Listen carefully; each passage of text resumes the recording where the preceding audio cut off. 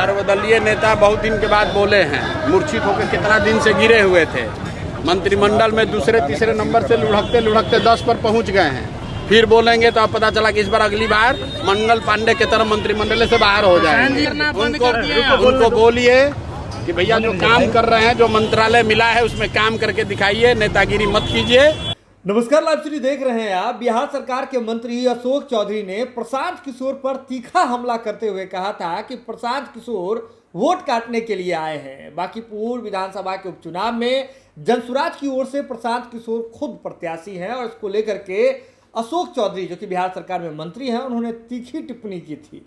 इस पर अब प्रशांत किशोर की ओर से जवाब आया है और जवाब ऐसा आया है जिसके बाद राजनीतिक गलियारों में हलचल मचनी तय है। सीधे तौर पर प्रशांत किशोर ने कहा है कि मंत्री जी इतने दिन से मूर्छित थे, अब फिर से निकल करके बोलने लगे हैं। पहले तो 3 नंबर के मंत्री थे, अब लुढ़कते लुढ़कते 10 नंबर पर आ गए हैं। कहीं उनका भी जो हाल है वह पूर्व के स्वास्थ्य मंत्री मंगल पांडे की तरह नहीं हो जाए कि वह भी मंत्रिमंडल से बाहर हो जाए। तो जो विभाग मिला है पहले उनका काम कर ले। क्या कह रहे हैं प्रशांत किशोर, किस अंदाज में कह रहे हैं, पहले आप ये इनका बयान सुनिए। ठीक है, थोड़ा नीचे कर लीजिए भाई, अरे थोड़ा नीचे करो, उनको बोलने में। हाँ ठीक है, चलिए ठीक है। सर, लगातार प्रचार प्रसार किया जा रहा है, लोगों का जनसलाब भी लगातार उमड़ता हुआ दिख रहा है, क्या कहेंगे? भाई लोगों ने मन बना लिया है। जो नवंबर 2025 में गलती हुई है, इस बार बिहार के सबसे प्रबुद्ध और समृद्ध मतदाताओं ने ये तय कर लिया है कि जो नवंबर 2025 में 10-10 हज़ार रुपये में का लालच देकर जो सरकार ने वोट खरीदा है और सरकार बनी है, उसका हिसाब बांकीपुर में चुकता किया जाएगा।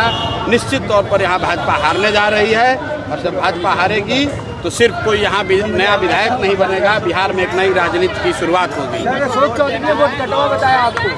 कौन? अशोक चौधरी ने फिर से शुरू किया। सर्वदलीय नेता बहुत दिन के बाद बोले हैं, मूर्छित होकर कितना दिन से गिरे हुए थे। मंत्रिमंडल में दूसरे तीसरे नंबर से लुढ़कते लुढ़कते 10 पर पहुंच गए हैं। फिर बोलेंगे तो अब पता चला कि इस बार अगली बार मंगल पांडे की तरह मंत्रिमंडल से बाहर हो जाएंगे।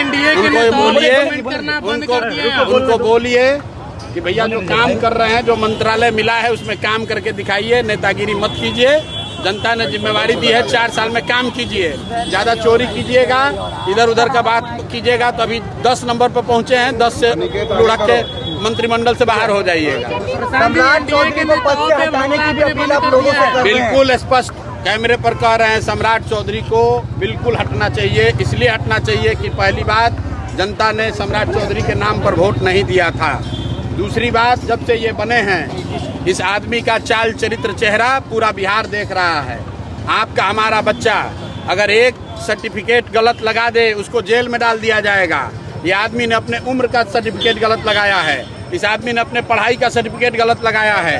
7 हत्या के अभियुक्त हैं। ऐसे आदमी के रहते हुए बिहार में बेहतर भविष्य की कल्पना करना बेईमानी है। अपराध मुक्त बिहार की बात करना बेईमानी है। आप देख लीजिए, मुख्यमंत्री बनने के बाद से इन्होंने न कभी पढ़ाई की बात की, न रोजगार की बात की, न पलायन की बात की, न विकास की बात की। हर दिन सिर्फ मार पीट, इनकाउंटर, हाफ इनकाउंटर, गोली मारो, जात देखकर मारो, गमछा देखकर गोली मारो, ये सिर्फ अपराध और अपराधियों की बात करते हैं। इस आदमी का हटना जरूरी है और ये तब हटेंगे क्योंकि एनडीए की सरकार है, भाजपा का सरकार है, वो तो हट नहीं सकता है 4 साल। लेकिन अगर मुख्यमंत्री बदलना है तो सबको मैं अपील कर रहा हूँ कि आप बांकीपुर में भाजपा को हराइए। भाजपा का नेतृत्व अपने आप इनको हटाएगा और हम लोग, अगर बिहार का भाग्य अच्छा हुआ तो भाजपा का ही सही, लेकिन कोई अच्छा आदमी मुख्यमंत्री बने।